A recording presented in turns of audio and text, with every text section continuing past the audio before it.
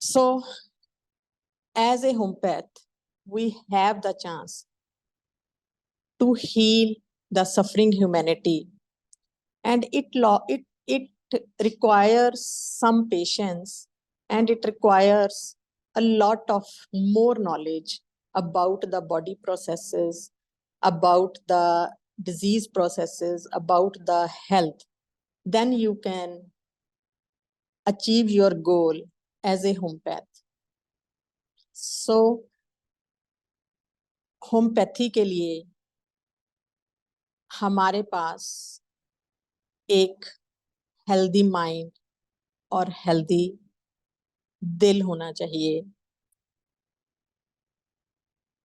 हमारी नेचर में एक पेशेंस और स्टेबिलिटी होनी चाहिए, सो दैट कि हम हर प्रोसेस को अंडरस्टैंड कर सकें, हर बात को अंडरस्टैंड कर सकें जो Hahnemann sir and other great masters teaches us. Read the organon, read the books again and again and again of our great masters, so that you can understand the laws of the homeopathy, and we practice truly, purely homeopathy. Then we can gain the results as a homeopath, and as well you gain the fame and the name and the prosperity. So it is a divine science. I request all the budding homeopaths, all the new first year, second year students, be patient, be patient. क्योंकि जब तक आप ये feel नहीं करोगे कि as a homeopath you are very unique, you are very unique, आपके हाथ में एक ऐसी साइंस है, एक ऐसा टूल है जो the deepest level of the human being, हम उसको ट्रीट कर सकते हैं. So in this class we move through the understanding of all this thing. So Hahnemann sir हमें क्या पढ़ाते हैं कि डिजीज क्या है. शुरू के एफोरिज्म में, पहले एफोरिज्म में हमारी प्रायोरिटी क्या है एज ए ह्यूमन बीइंग, आपकी ड्यूटी क्या लगा के भेजी है गॉड ने, आपको होम्योपैथी में क्यों भेजा? Because you are destined to heal this the suffering humanity. अभी इस इरा में जो डिजीजेस हैं वो इतनी डीप हैं that it is not possible for other sciences to heal that deepest part of the human body. But our medicines have the power, and we have the awareness how to treat that deepest part of the human body. That deepest part is the energy field of the human body. तो हम as a human being, as a matter, both simultaneously running the show as an energy being and as a matter being. And we will see in these slides or in this lecture how this energy transform into matter, and how we transform this matter to the language of repertory, to the rubrics. So first, by heart, I feel I am proud to be a homeopath. So what is disease?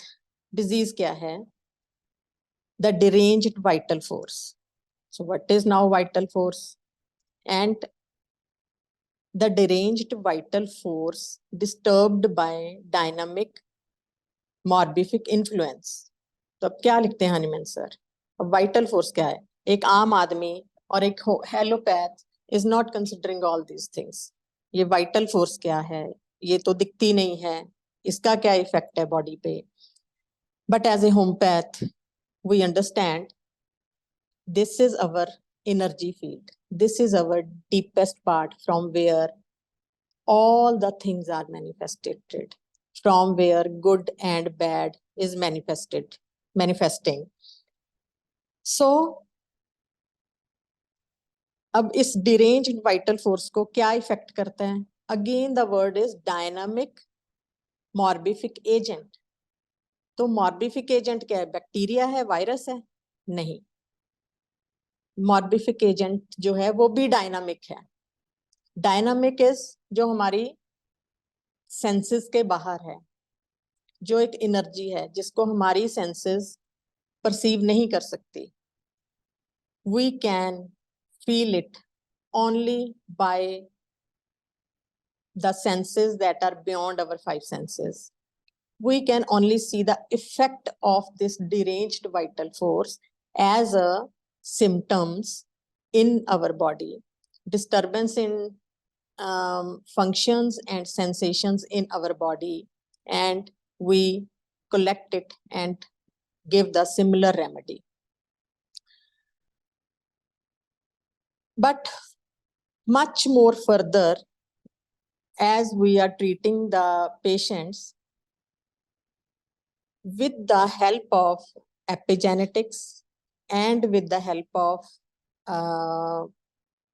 quantum physics and with the understanding of conscious and subconscious mind, this sphere of symptoms, signs and symptoms, disturbance in the sensation and functions in our body, now we understand the disturbance in our environment also.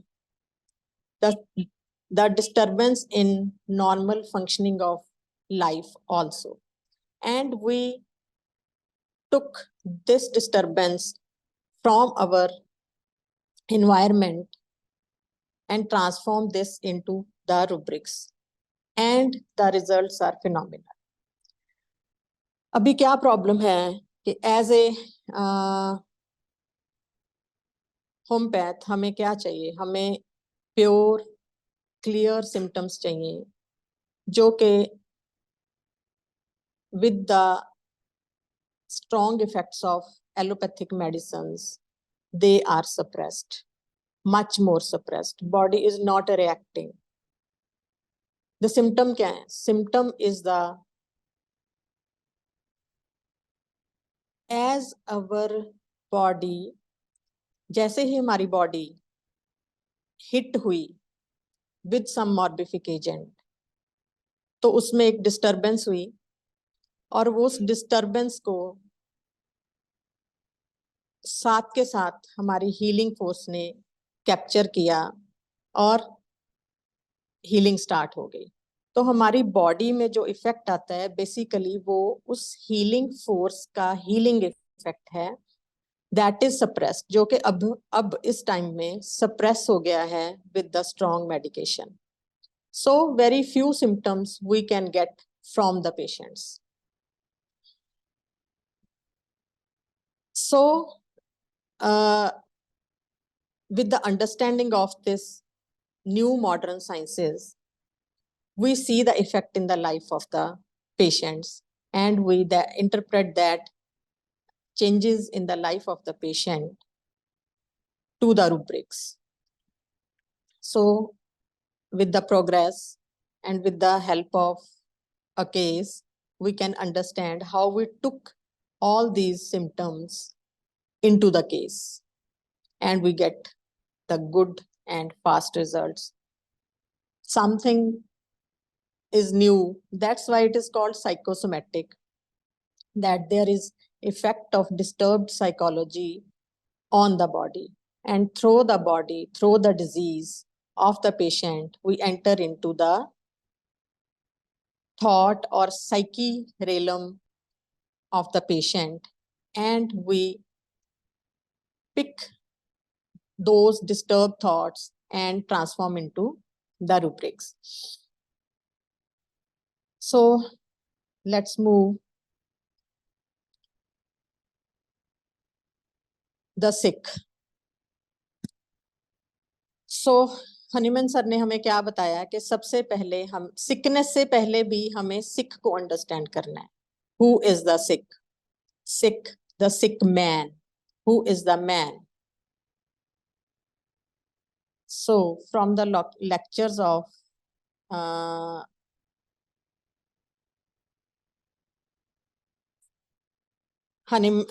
Dr. Kent,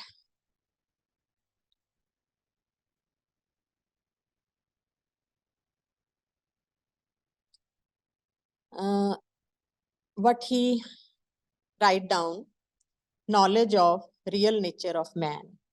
तो हमें क्या क्या चाहिए एक man को understand करने के लिए, कॉन्स्टिट्यूशन को अंडरस्टैंड करने के लिए? Knowledge of real nature of man, उसका एक्चुअली में रियल नेचर क्या है, व्हाट ही इज, वो क्या है, व्हाट इज हिज बिहेवियर, वो कैसे रिएक्ट करता है, वो कैसे एक्ट करता है, उसका ट्रू नेचर क्या है, वेयर ही केम फ्रॉम, कहाँ से आया है, a very deep explanation of this question, where he came from and what his quality is in sickness or in health. अभी वो sickness में कैसा है और health में कैसा है. भी health में वो बहुत jovial है, बहुत खुश है, but जैसे ही वो disease में आया, जैसे ही वो बीमार हुआ, तो what his nature become, वो irritable हो गया, वो angry हो गया, वो sad हो गया, वो melancholic हो गया, वो मोर डिस्ट्रक्टिव हो गया. तो this is more important. We consider both the nature of the patient, health में कैसा है और सिकनेस में कैसा है. ये हमें अपनी केस टेकिंग में दोनों चीजों को कंसिडर करना है. But in the eyes of allopath, तो होम्योपैथ ने क्या अंडरस्टैंड करना है, रियल नेचर, उस पेशेंट का रियल नेचर क्या है, वो क्या है. डिजीज को अंडरस्टैंड करना है, because through the disease we enter into this realm, और विद द और we have to understand the behaviour of the patient. Real nature क्या है उसका, वो है क्या, व्हाट ही इज, कैसे कॉन्स्टिट्यूट हुआ है वो, वेयर ही केम फ्रॉम, कहाँ से आया है, और उसकी क्वालिटी क्या है सिकनेस और हेल्थ. लेकिन एलोपैथ्स क्या समझते हैं, what is disease. Allopath proclaim disease to be something that exists without a cause.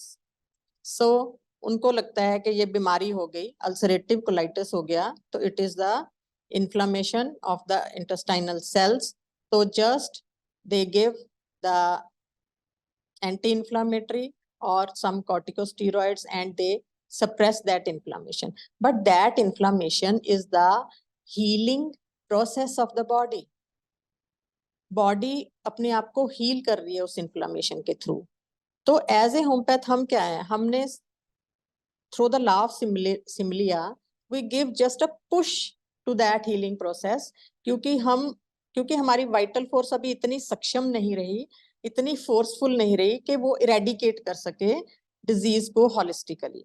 तो we by giving our medicine we just pushing that vital force, pushing that energy of healing to some extent. लेकिन allopath क्या है उनके लिए, this is not a healing process, उनके लिए ये एक डिस्ट्रक्टिव प्रोसेस है, और इसको ये मेडिसिन देके, एंटीबायोटिक देके, एंटी इन्फ्लामेटरी देके, कुछ भी 2-4 मेडिसिन के साथ उसको सप्रेस कर दिया जाए. दे डोंट अंडरस्टैंड, वो नहीं अंडरस्टैंड करते कि there is a cause, then there is a disease. They perceive the result as the real disease.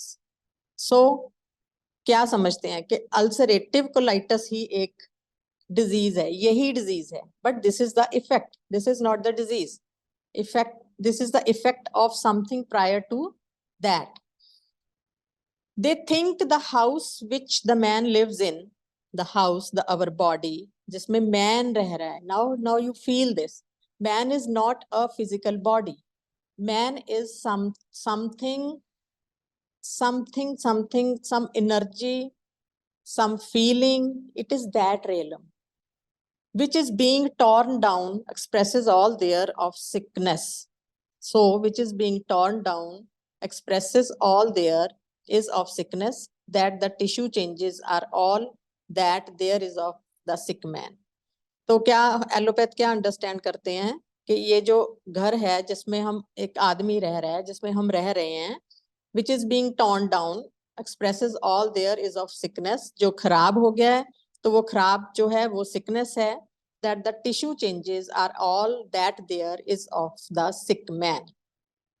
तो वो ही sick man है.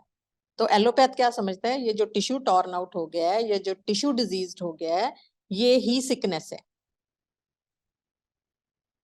But as a homeopath, we have to understand. So our prior aim as a homeopath क्या है कि हमें उस deepest part को समझना है,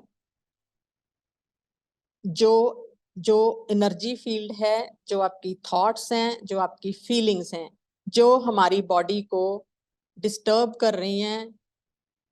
and there is, as a homeopath we understand there is law of cause and effect. So every effect has a cause. It is a law. बिना cause के कुछ भी नहीं. So we have to understand. हमने symptom लिए. अब एक patient है आपके पास, अल्सरेटिव कोलाइटिस का आता है, तो how we treat that patient, क्योंकि अभी वो स्टीरॉयड ले रहा है, एंटीबायोटिक ले रहा है, एंटी इन्फ्लामेटरी ले रहा है, तो सारा प्रोसेस तो बंद है, सारा प्रोसेस स्टक डाउन है, बॉडी कोई सिम्टम नहीं दे रही है, तो क्या करेंगे आप? उनकी मेडिसिन बंद करवाएंगे.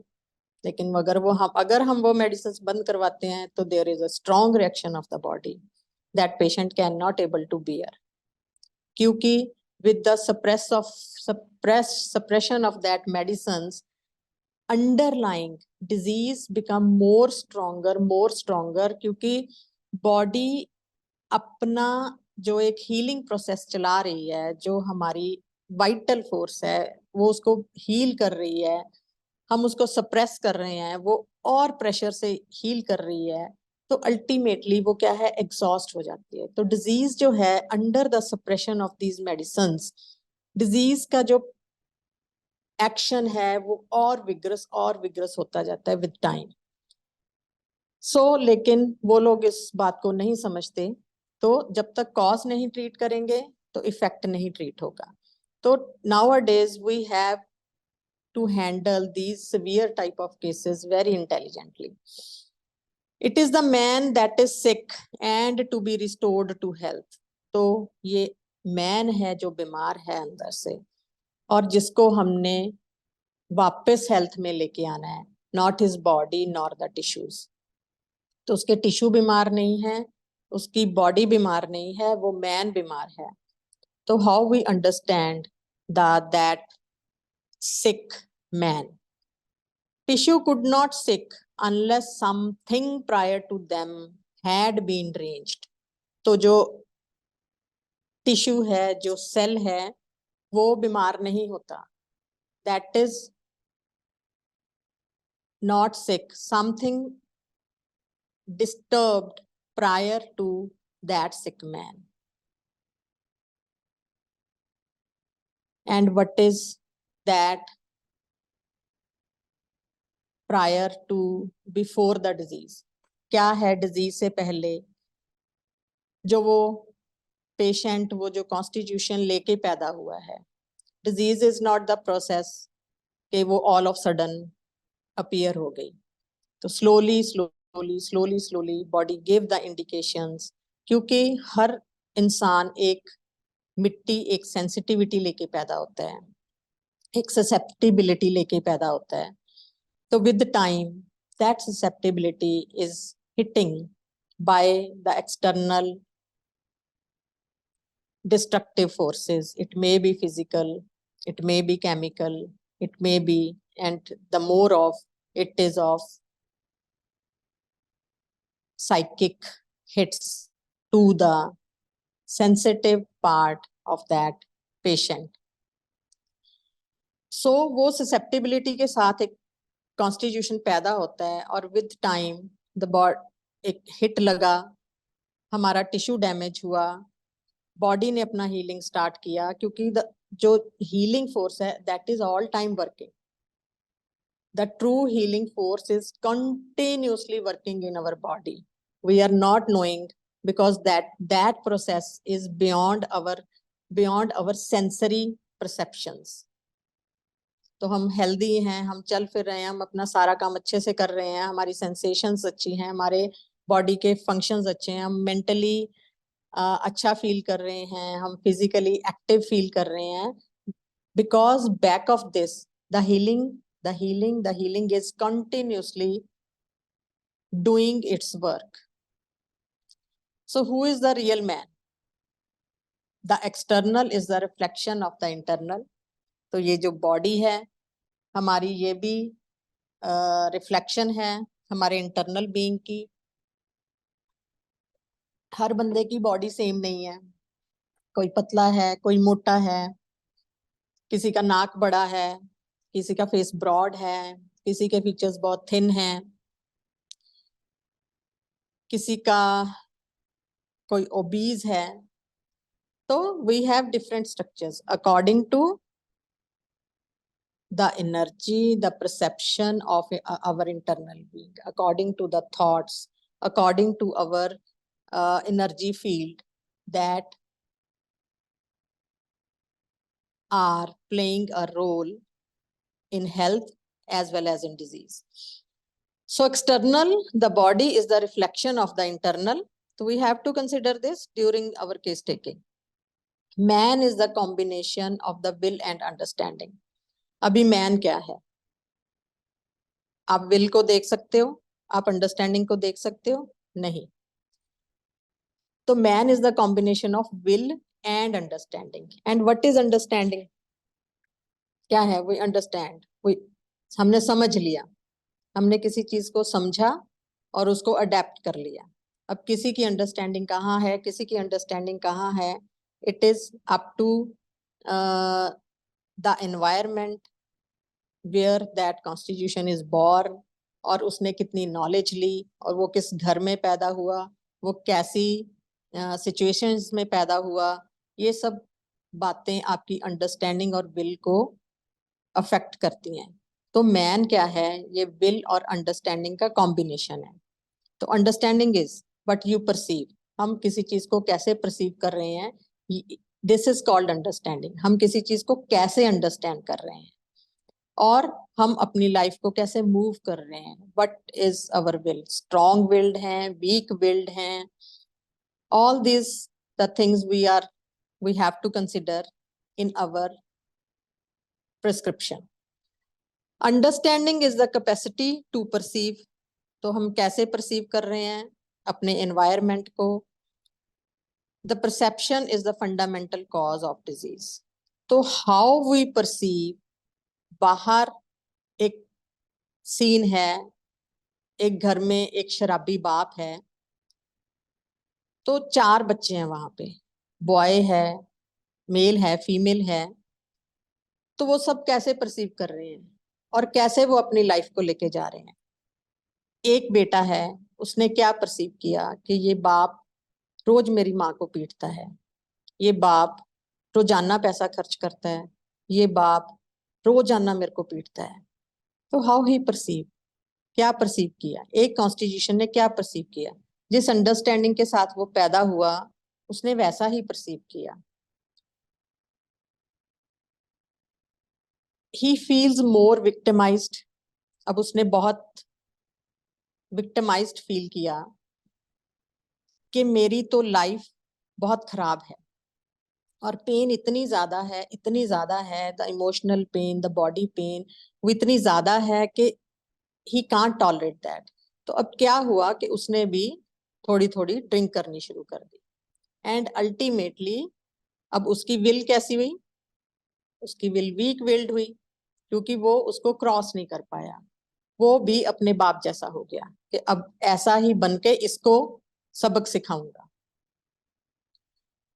सो this is the capacity to perceive, this is our understanding. उसने कैसे अंडरस्टैंड किया सिचुएशन को कि this is very bad condition, ये बंदा बहुत खराब है और मेरे को इसको सबक सिखाना है कि इसने मेरे को बहुत दुखी किया।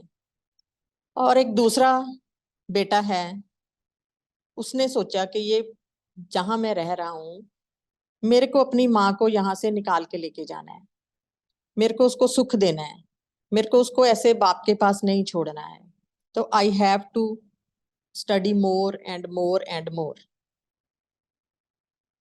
तो अब उसने क्या किया, वो उसने बहुत पढ़ाई लिखाई करी और एक अच्छा ऑफिसर बना और उसने अपनी लाइफ को एक अच्छी तरफ ले गया। अब वो उसकी अंडरस्टैंडिंग और विल कैसी थी, उसकी विल भी स्ट्रांग थी और उसकी अंडरस्टैंडिंग ज्यादा अच्छी थी कंपैरेटिवली जो एक पहला सन है। तो both have different reaction to the situation. तो अब जो मोर विक्टिमाइज्ड है, जिसके पास मोर बॉडी पेन है, उसको डिजीजेस कैसी आएंगी, उसको डिजीजेस मोर डिस्ट्रक्टिव आएंगी, क्योंकि अब उसके अंदर क्या है, गुस्सा है, हेट्रेडनेस है, बहुत अग्रेशन है।